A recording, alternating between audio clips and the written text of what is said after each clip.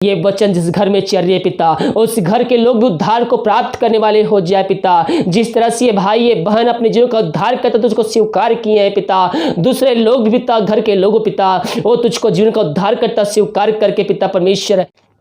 आप सभी को जय मसीह की। आप सभी के लिए मैं लेकर आ गया हूँ इस वीडियो में आज सुबह का वचन, और कह रहा हूँ ये वचन आपके विश्वास को मसीह यीशु में मजबूत कर देगा।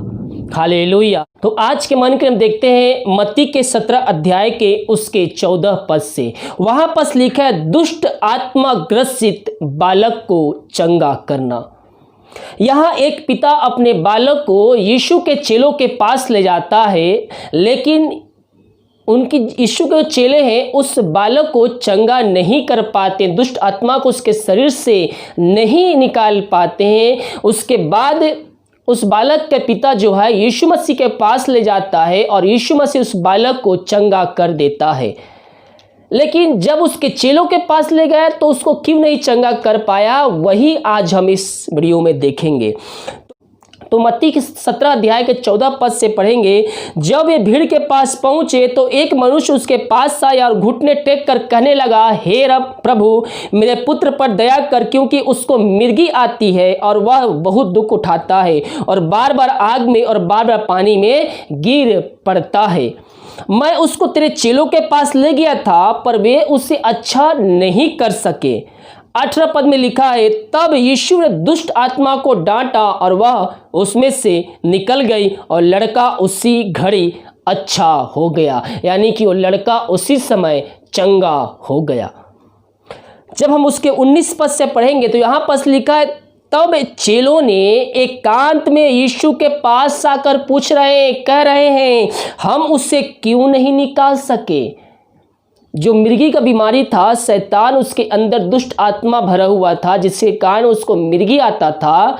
उसके चेलों के पास पहले गया लेकिन चेले उसको नहीं निकाल सके। उसके बाद उसने यीशु मसीह के पास ले गया और यीशु मसीह ने उसके डांटा और उसी घड़ी वह बालक चंगा हो गया। फिर जब एकांत में आते हैं तो उसके चेले अपने स्वामी यानी कि यीशु मसीह से पूछते हैं, हे प्रभु हम उसको क्यों नहीं निकाल सके, हम उसको क्यों ठीक नहीं कर सके, हम उसको क्यों नहीं चंगा कर सके। तब यीशु अपने चेलों से कहता है, मेरे पियो, उसने उससे कहा, अपने विश्वास की घटी के कारण। किस चीज की घटी है उन चेलों के अंदर? वो यीशु मसीह के साथ रहते थे, फिरते थे, घूमते थे, उनके साथ गांव-गांव जाकर सुसमाचार को सुनाते थे। यीशु मसीह ने जो अद्भुत कार्य चमत्कार करता था वो अपने आंखों से देखते थे, लेकिन उनके अंदर अभी भी क्या था? विश्वास की घटी था, विश्वास की कमी था उनके अंदर। इस कारण वह दुष्ट आत्मा ग्रसित बालक को वह चेले चंगा नहीं कर सके, ठीक नहीं कर सके, और उसमें से दुष्ट आत्मा जो था उसको नहीं निकाल सके। उसी ने यीशु मसीह ने उससे कहा, तुम्हारे विश्वास की घटी के कारण तुम उस बालक को चंगा नहीं कर सके, दुष्ट आत्मा को नहीं निकाल सके। क्योंकि मैं तुमसे एक सच कहता हूं, यदि तुम्हारा विश्वास राई के दाने के बराबर भी हो तो इस पहाड़ से कहोगे यहां से सरक कर वहां चला जा, तो वह चला जाएगा और कोई बात तुम्हारे लिए असंभव ना होगी। यीशु मसीह राई के दाने के बराबर ही क्यों कहा है मेरे प्रियो? मैं अक्सर इन बातों को दोहराते रहता हूं कि यीशु मसीह राई के दाने के बराबर ही क्यों कहा है विश्वास होने के लिए। क्योंकि राई का दाना छोटा होता है लेकिन अंदर से वह मजबूत होता है। अगर हम उसके हाथ में रख कर तोड़ेंगे, मारेंगे तो वह नहीं फूटेगा, बिना हम उसे भारी चीज से मारेंगे तो ही टूटेगा। लेकिन हाथ से हम जितना भी ताकत लगाकर तोड़े वह नहीं टूटेगा, क्योंकि वह अंदर से ठोस होता है, मजबूत होता है। वैसे ही हमारा विश्वास अंदर से राई के दाने के जैसा मजबूत होना चाहिए मेरे प्रियो। और यहाँ कहता है, यदि तुम्हारा विश्वास राई के दाने के बराबर भी हो तो इस पहाड़ से कहोगे यहाँ से सरक कर वहाँ चला जा, तो वह चला जाएगा और कोई बात तुम्हारे लिए असंभव ना होगी। यानी कि हमें विश्वास रखना है। हमारे अंदर जहां विश्वास की कमी आई, शैतान उस पर जय को प्राप्त कर लेता है और शैतान आपके दिल दिमाग को कब्जा कर लेता है। इसलिए हमारा जो विश्वास होना चाहिए मेरे प्रियो, वो अंदर से मजबूत होना चाहिए, ना कि हम शक करने वाले हों। जैसे ही आपके दिमाग में शक आया, जैसे ही आपके मन में संदेह आया, शक आया, वैसे ही शैतान आपके मन को कब्जा कर लेगा, पकड़ लेगा और उसी और बात को आपको ले जाकर आपको मसीह यीशु से अलग करके खड़ा कर देगा। और जैसे ही आपके अंदर शक आता है, संदेह आता है, आप परमेश्वर की उपस्थिति से नीचे गिर जाते हैं मेरे प्रियो। तो हमें संदेह नहीं करना है, प्रभु के वचनों पे, प्रार्थना पे, बाइबल के वचनों पे हमें भरोसा रखना है। प्रभु यीशु मसीह पे हमें भरोसा रखना है कि जो कुछ हम प्रार्थना में करके मांगे वो प्रतीत कर लिए कि हमें मिल गया और वह हमारे लिए हो गया। हालेलुया। हम शक करने वाले नहीं मिल कि हम प्रभु पर, यीशु में विश्वास करने वाले हो जाए। और जब हम विश्वास करेंगे तो हम प्रभु के आश्चर्य क्रम को, उसके चमत्कार को हम अपने जीवन में रिसीव करेंगे। और यहाँ यीशु मसीह अपने चेलों से साफ साफ कहता है, यानी कि यीशु मसीह के साथ घूमने वाले चेले जो थे उनके अंदर भी विश्वास की घटी था। हालेलुया। इस कारणवश वो दुष्ट आत्मग्रसित बालक को चंगा नहीं कर सके, ठीक नहीं कर सके। अगर उनके अंदर विश्वास होता तो वो भी उस दुष्ट आत्मग्रसित बालक को ठीक कर सकते थे, लेकिन वो नहीं कर सके। यीशु मसीह के पास उसके पिता ले गया और यीशु मसीह उसको घड़ी चंगा किया। यहाँ पास जब पढ़ेंगे उसके 17 पद, तो यहाँ पास यीशु के तो जो दुष्ट आत्मग्रसित बालक था उसके पिता को यीशु मसीह कहते 17 पद में, यीशु ने उत्तर दिया, हे अल्पविश्वासियों हठीले लोगों, मैं कब तक तुम्हारे साथ रहूंगा, कब तक तुम्हारी सहूंगा, उसको यहाँ मेरे पास लाओ। तब उस दुष्ट आत्मग्रसित बालक का पिता दुष्ट आत्मा बालक ग्रसित को उस यीशु मसीह के पास ले आया और उससे डांटा और उसी घड़ी वह चंगा हो गया, उसी घड़ी वो ठीक हो गया। उस समय आश्चर्य करके देख रहे होंगे उसके चेले कि हम ठीक नहीं कर सके, लेकिन यीशु मसीह ठीक कर दिया। तब एकांत में पूछ रहे हैं अपने पास्टर से उस समय, यानी कि यीशु मसीह से, हे प्रभु हम उसको क्यों नहीं ठीक करें। तब यीशु मसीह कहता है, तुम्हारे विश्वास की घटी के कारण। अपने आप को जांची मेरे प्रियो, क्या आपके अंदर भी अभी आपके अंदर विश्वास की घटी तो नहीं है? अगर है तो प्रभु से प्रार्थना कीजिए, पवित्र आत्मा की सहायता लीजिए, प्रभु आपको उसमें सहायता प्रदान करेगा और आपका विश्वास मसीह यीशु में जड़ पकड़ देना चाहिए। जब मसीह में आते हैं तो बहुत से लोगों का उस समय तो विश्वास एकदम 100% रहेगा, भरपूर रहेगा। जो नए नए विश्वासी होते हैं या फिर पुराने विश्वासी भी, वो मसीह यीशु में बहुत विश्वास करते, लेकिन जैसे जैसे प्रार्थना का उत्तर मिलने का टाइम थोड़ा लंबा होते जाएगा, प्रार्थना का उत्तर नहीं मिलेगा, समस्याएं आएंगी, दुख आएंगे, तकलीफ आएंगी, तब जो उनका विश्वास है वो डगमगा जाता है। उस समय वो मसीह यीशु से धीरे धीरे वो पीछे होने लगते हैं। जो प्रार्थना 3 टाइम करते हैं 2 टाइम करना चालू कर देंगे, धीरे धीरे 1 टाइम करना चालू कर देंगे, धीरे 5 मिनट, उसके बाद वो प्रार्थना करना ही बंद कर देंगे।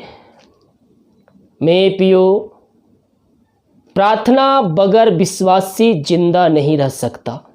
जिस तरह से मछली को पानी चाहिए उसी तरह विश्वासी को प्रार्थना चाहिए, क्योंकि प्रार्थना से हमें एक सामर्थ्य मिलता है, प्रार्थना से हम प्रभु के करीब आते हैं, प्रार्थना में हम प्रभु से बातें करते हैं। तो हमारे जीवन में प्रार्थना बहुत ही महत्वपूर्ण है। और जब हम मसीह में आते हैं तो हमारा विश्वास भी अंतिम क्षणों तक के उतना ही मजबूत होना चाहिए जितना आपके अंदर विश्वास शुरू में था। हालेलुया। हमारा विश्वास उतना ही होना चाहिए मेरे प्रियो। प्रार्थना का उत्तर कभी लेट कभी जल्दी मिलता है, ये नहीं कि हम प्रभु से अलग हो जाए। नहीं मेरे प्रियो, हमें प्रभु पर भरोसा रखना है अंतिम क्षण। तो बाइबल कहती है, प्राण देने तक विश्वास रख तो मैं तुझको जीवन का मुकुट दूंगा। तो हमें हर एक बातों में प्रभु पर भरोसा रखना है, विश्वास को हमें कायम रखना है, उस पर विश्वास करना है कि प्रभु ही जो है उद्धार करता है, वो ही केवल समस्याओं का समाधान दे सकता है, दूसरा इस पृथ्वी पर कोई भी नहीं दे सकता। हालेलुया। मेरे प्रियो, हमारे जीवन में जो कुछ भी घटता है वो प्रभु की इच्छा के अनुसार ही होता है। शैतान के अधिकार नहीं है कि हमें छू ले बिना प्रभु की आज्ञा लिए हुए। जब अय्यूब की पुस्तक पढ़ेंगे तो अय्यूब के बारे में आप पढ़ेंगे, शैतान ने परमेश्वर से आज्ञा लेकर अय्यूब के जीवन में अटैक किया। यानी कि हमारा जो शरीर है, हमारा जीवन है, जो हमारा लाइफ है, जो कुछ भी होता है वो प्रभु की आज्ञा के अनुसार होता है, क्योंकि शैतान के पास अधिकार नहीं है कि वो आपको और हमको छू भी ले, प्रभु के जनों को भी छू ले, जब तक उसके तरफ से आज्ञा ना मिले। हालेलुया।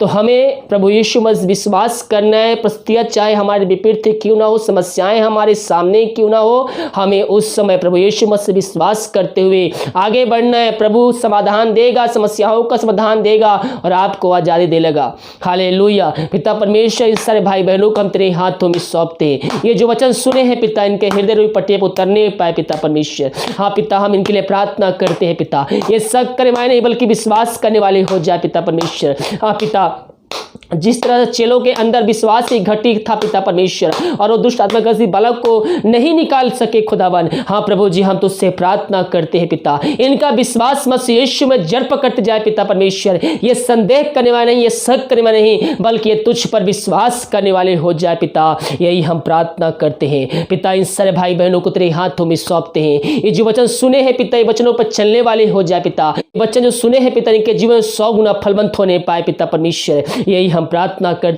पवित्र आत्मा की सहायता के द्वारा पिता परमेश्वर इनकी सहायता प्रदान कर प्रभु जी, ताकि जो वचन सुनते हैं, पढ़ते हैं पिता, इनके हृदय में उतरने पाए पिता, और ये वचनों पर चलने वाले हो जाए पिता परमेश्वर। प्रभु के वचनों को आज्ञा पालन करने वाले हो जाए पिता। यही प्रार्थना करते हैं, और ये अंतिम क्षण तक ये तुझ पर भरोसा करने वाले हो जाए, यही प्रार्थना करते हैं। इन सबको तू आशीष प्रदान किया पिता, हम धन्यवाद देते हैं। ये वचन जिस घर में चल रहे पिता, उस घर के लोग भी उद्धार को प्राप्त करने वाले हो जाए पिता।